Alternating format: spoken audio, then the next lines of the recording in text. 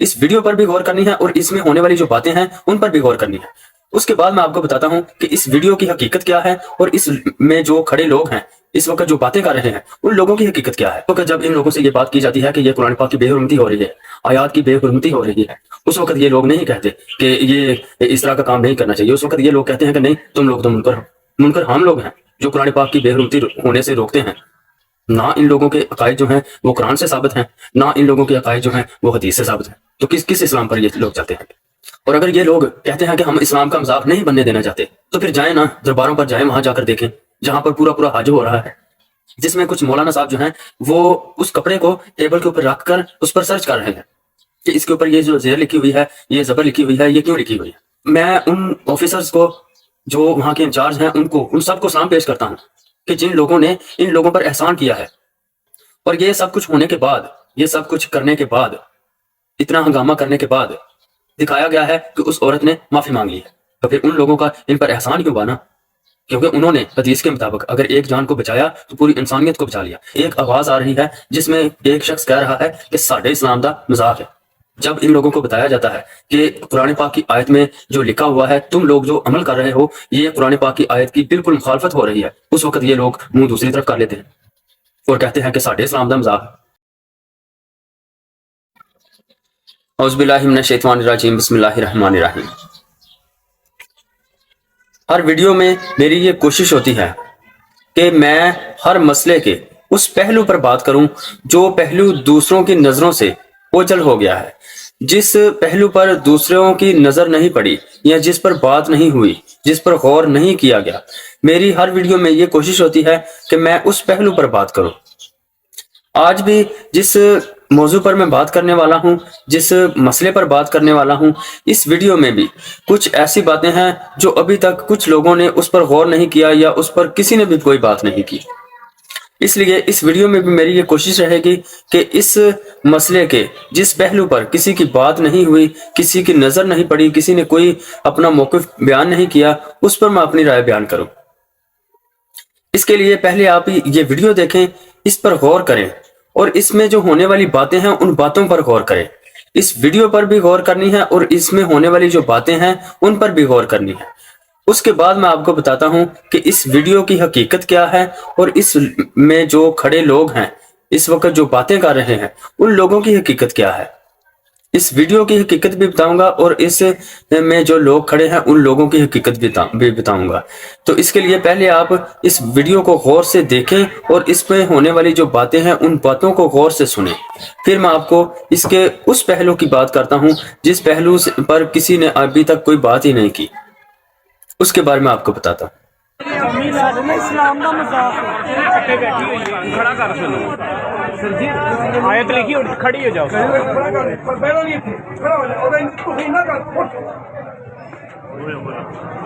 ساڈے اسلام کا مذاق ہے، ساڈے اسلام کا مذاق ہے، ساڈے اسلام کا مذاق ہے۔ جی، آپ نے یہ ویڈیو غور سے دیکھی ہوگی اور سنی بھی ہوگی اور اس میں جو باتیں ہو رہی ہیں ہو سکتا ہے اس پر بھی غور کیا ہو۔ اگر نہیں کیا تو اس میں ایک آواز آ رہی ہے جس میں ایک شخص کہہ رہا ہے کہ ساڈے اسلام دا مذاق ہے۔ کون سے اسلام پر یہ لوگ عمل کرتے ہیں؟ کس اسلام پر یہ چلتے ہیں؟ جس اسلام پر یہ لوگ چلتے ہیں وہ اسلام قرآن اور حدیث میں تو ملتا ہی نہیں، اور جو اسلام قرآن اور حدیث میں ہے اس اسلام پر یہ لوگ عمل ہی نہیں کرتے۔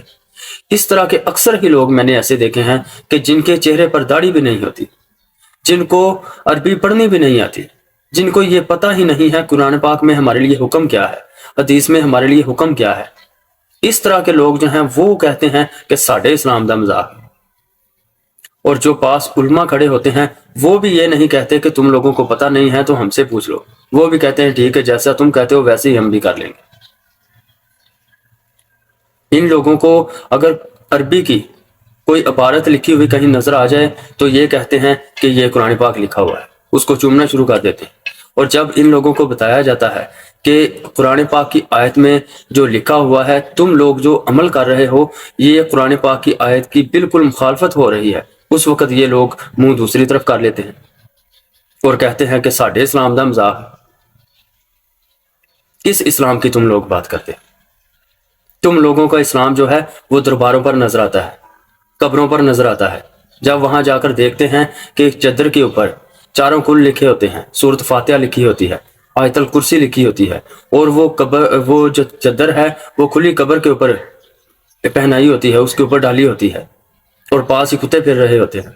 उस वक्त जब इन लोगों से ये बात की जाती है कि ये कुरान पाक की बेहुरमती हो रही है, आयात की बेहुरमती हो रही है, उस वक्त ये लोग नहीं कहते कि ये इस तरह का काम नहीं करना चाहिए। उस वक्त ये लोग कहते हैं कि नहीं, तुम लोग तो मुनकर हम लोग हैं जो कुरान पाक की बेहुरमती होने से रोकते हैं। और ये लोग जो हैं, ये लोग कहते हैं कि साढ़े इस्लाम का मजाक है। ये इस्लाम पर चलने वाले हैं जो कुरान पाक की आयात को कुत्तों के नज़दीक रख देते हैं कि कुत्ते ऊपर घूमते फिरते रहें। और ये लोगों से कहते हैं कि ये इस्लाम का मजाक है। किस इस्लाम पर ये लोग चलते हैं? ना इन लोगों के अकायद जो हैं वो कुरान से साबित हैं, ना इन लोगों के अकायद जो हैं वो हदीस से साबित हैं। तो किस इस्लाम पर ये लोग चलते हैं? ये लोग सिर्फ इंतशार फैलाना चाहते हैं।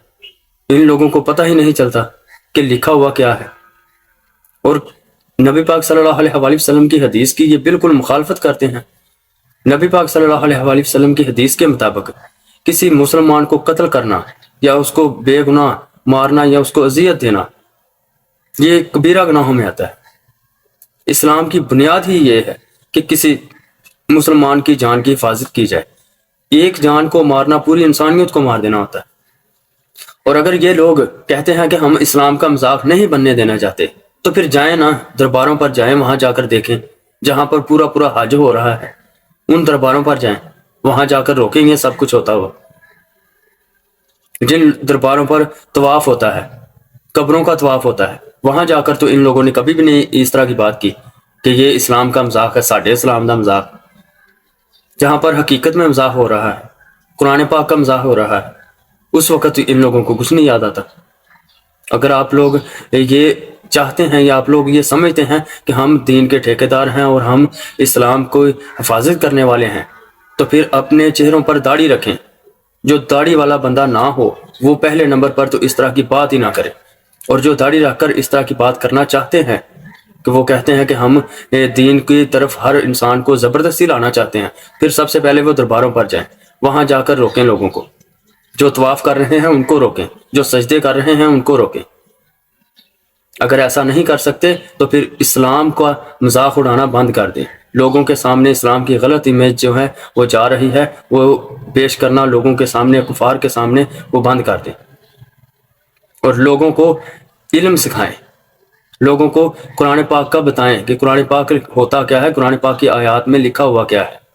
जब उनको शऊर आएगा, पता चल जाएगा, तो फिर इस तरह के जाहिल जो इस तरह की बातें करते हैं कि साढ़े इस्लाम का मजाक है, वो इस तरह की बातें करना बंद कर देंगे। और कल मैं एक वीडियो देख रहा था, उसमें एक मौलाना साहब फरमा रहे थे कि इस ब्रांड को ही बंद कर देना चाहिए, इस कंपनी को ही बंद कर देना चाहिए। तो भाई क्यों आप लोग मुसलमानों का मजाक उड़वाना चाहते हैं? क्यों आप लोग ये चाहते हैं कि गैर मुस्लिम जो हैं वो मुसलमानों का मजाक उड़ाएं? उन लोगों को आप ये बात जब आप जाकर कहेंगे, जो जिन मुल्कों में अरबी बोली जाती है, अरबी लिखी जाती है, जिन लोगों की मादरी जुबान ही अरबी है, उन लोगों से आप जाकर ये कहेंगे कि इस ब्रांड को बंद कर दें, तो क्या आप लोगों को वो ये नहीं कहेंगे कि आप जाहल हो, तो इसका हम क्या करें? अगर आप लोगों के पास इल्म नहीं है तो हम इसका क्या करें? तो इसका मतलब है इस तरह के जो मौलवी साहब हैं वो इस्लाम का मजाक उड़ाना चाहते हैं, मुसलमानों का मजाक उड़वाना चाहते हैं, क्योंकि उन लोगों की मादरी जुबान तो अरबी है। उन्होंने हर जगह पर अरबी लिखी होती है, क्योंकि उनकी जुबान ही ये है, लिखी पढ़ी यही जाती है। फिर अगर उनके गटर के ढक्कन के ऊपर लिखा होगा अरबी में कुछ, तो क्या उसको चूमना शुरू कर दोगे? अगर उनके जूतों के ब्रांड पर ये लिखा होगा, अरबी लिखी होगी, तो उनके जूतों को सर पर उठाना शुरू कर दोगे? तो फिर क्या कहेंगे कि ये मुसलमान जो हैं ये जाहिल हैं, इनके पास इल्म नहीं है, इनको पढ़ना लिखना नहीं आता, इनको पता ही नहीं है कि मादरी ज़बान में जो चीज़ें होती हैं, जो लिखी होती है, मादरी ज़बान जो होती है उसी में सब चीज़ें लिखी जाती हैं। तो फिर क्या करोगे? उनसे कहोगे कि अपनी ज़बान चेंज कर लो? वो तो अपनी ज़बान चेंज नहीं करेंगे, वो आप लोगों को से यही कहेंगे कि तुम लोग जाहिल हो, जाओ इल्म सीख कर आओ। तुम लोगों को नहीं पता तो फिर हम क्या करें? और उसके साथ ही मैंने एक और वीडियो को भी देखा جس میں کچھ مولانا صاحب جو ہیں وہ اس کپڑے کو ٹیبل کے اوپر رکھ کر اس پر سرچ کر رہے ہیں کہ اس کے اوپر یہ جو زیر لکھی ہوئی ہے، یہ زبر لکھی ہوئی ہے، یہ کیوں لکھی ہوئی ہے۔ لیکن یہ ایسی نہیں ہے، یہ کاف نہیں ہے، نقطے نہیں ہے۔ اچھا جی، آپ اس کا مشورہ دیں، آپ کہتے ہیں کہ اس کے اوپر اب یہ ایف آئی آر کاٹنی چاہیے۔ جی کاٹنی چاہیے بالکل، کیونکہ اس نے مشابہت ایف آئی آر کی عبارت کیا ہونی چاہیے تاکہ کل کو اگر فرض کیا قرآن تو کے ساتھ اس نے مشابہت اختیار کرتا ہوا سوٹ پہنا، اور جو کہ بے ادبی ہے۔ قرآن کی آیات کی مشابہت کے ساتھ ایک سرکاری گناہ ہے، ایک سرکار کا گناہ ہے، یہ سرکار کا گناہ، اسلامی گناہ ہے، یہ سیاسی گناہ ہے۔ لہٰذا اس نے قرآن کے ساتھ مشابہت رکھتے ہوئے سوٹ پہنا، جو کہ نہیں پہننا چاہیے۔ اس سے کیا کہتے ہیں، اسلام کی یا مسلمانوں کی بہت دلداری ہوئی۔ تو بھائی جب آپ لوگوں کو اس چیز کا پتہ چل گیا ہے کہ یہ جو عبارت لکھی ہوئی ہے یہ قرآن پاک کی آیت نہیں ہے، تو پھر آپ لوگ اس پر کیوں سرچ کر رہے ہیں؟ آپ لوگوں کو تو چاہیے کہ آپ دوسرے لوگوں کو بتائیں کہ بھائی آپ جاہلوں والے کام نہ کریں، آپ لوگ اس پر غور کریں۔ یہ جو لکھا ہوا ہے یہ عربی کی عبارت ہے، یہ قرآن پاک کی آیت نہیں ہے۔ آپ اس پر خود سرچ کر رہے ہیں۔ جب پڑھے لکھے بندے اس طرح کے کام کریں گے تو پھر جو ان پڑھ ہیں وہ تو پھر جذباتی ہو کر اس طرح کی حرکتیں کریں گے۔ تو اس کا مطلب ہے کہ کیا یہ لوگ چاہتے ہیں کہ جو ان پڑھ لوگ ہیں وہ نہ مسجد میں نماز پڑھیں، نہ چہرے پر داڑھی رکھیں، نہ غلط کام چھوڑیں، نہ ہی کسی کا حق کھانا چھوڑیں، بے ایمانی جو ہے وہ خوب کرتے رہیں، علم ان کے پاس ہو نہ، بس وہ جذباتی ہوتے رہیں؟ اس کا مطلب تو پھر یہی ہے نا، کیونکہ یہ لوگ ان کو بتانا ہی نہیں چاہتے۔ جب ان لوگوں کو پتہ جو چل گیا ہے کہ اس کے اوپر جو لکھا ہوا ہے، اس کپڑے کے اوپر جو عبارت لکھی ہوئی ہے وہ صرف عربی کی عبارت ہے، اور یہ خود لوگوں کو بتانے کی بجائے عوام کو ابھار رہے ہیں کہ اس پر پرچہ ہونا چاہیے، ایف آئی آر ہونی چاہیے، یعنی کہ انتشار پھیلتا رہے۔ آپ لوگ یہ چاہتے ہیں، یہ نہیں چاہتے ہیں آپ لوگ کہ دنیا میں جو ہے اسلام کا علم ہو لوگوں کے پاس۔ جو بے شعور لوگ ہیں جن کے پاس علم نہیں ہے ان لوگوں کے پاس علم ہونا چاہیے تاکہ وہ اس طرح کی حرکتیں نہ کریں۔ اس کا مطلب ہے آپ لوگ یہ نہیں چاہتے۔ اور میں ان آفیسرز کو جو وہاں کے انچارج ہیں ان سب کو سلام پیش کرتا ہوں کہ جن لوگوں نے ان لوگوں پر احسان کیا ہے، جتنے بھی وہاں پر لوگ تھے ان سب پر ان لوگوں کا احسان ہے، کیونکہ حدیث کے مطابق اگر کسی نے ایک جان کو قتل کر دیا ناحق تو اس نے پوری انسانیت کو قتل کر دیا، اور اگر کسی نے ایک جان کو بچایا تو اس نے پوری انسانیت کو ہی بچا لیا۔ یہ حدیث کا فرمان ہے۔ اور یہ سب کچھ ہونے کے بعد، یہ سب کچھ کرنے کے بعد، اتنا ہنگامہ کرنے کے بعد دکھایا گیا ہے کہ اس عورت نے معافی مانگ لی ہے۔ اور بھائی کس چیز کی معافی مانگ لی ہے؟ معافی تو حقیقت میں جن لوگوں نے ان کو گھیر کے رکھا ہوا تھا اور ان کو قتل کرنے کی نیت سے بیٹھے ہوئے تھے، ان لوگوں کو معافی مانگنی چاہیے، اس عورت سے اور ان آفیسرز سے جو وہاں پر ملازم تھے، جو پولیس والے تھے، ان سے معافی مانگنی چاہیے۔ ان کو میں سلام پیش کرتا ہوں، جتنے بھی آفیسرز تھے وہاں پر۔ اس کی وجہ یہ ہے کہ ان لوگوں کا ان پر احسان ہے جو لوگ اس عورت کو قتل کرنے کی نیت سے بیٹھے ہوئے تھے، ان لوگوں پر ان آفیسرز کا احسان ہے۔ کیونکہ نبی پاک صلی اللہ علیہ وآلہ وسلم کی حدیث مبارک ہے کہ اگر کسی نے ایک جان کو بھی ناحق قتل کر دیا تو اس نے پوری انسانیت کو ہی قتل کر دیا۔ تو جو لوگ اس کو قتل کرنے کی نیت سے بیٹھے ہوئے تھے وہ ناحق ہی قتل کرنے والے تھے نا، کیونکہ اس کے اوپر تو لکھا ہوا ہے کہ حلوہ، یعنی کہ سویٹ، کوئی کھانے والی میٹھی چیز۔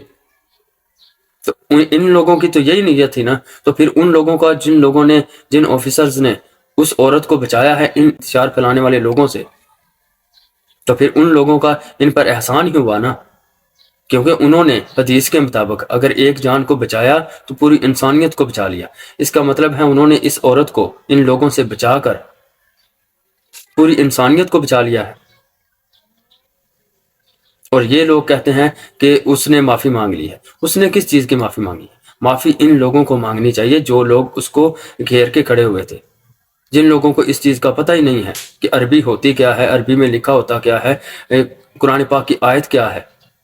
اس کا مطلب ہے کہ ان لوگوں کو اتنا پتہ ہی نہیں ہے کہ قرآن پاک کی آیات کون سی ہیں، ان میں لکھا ہوا کیا ہے۔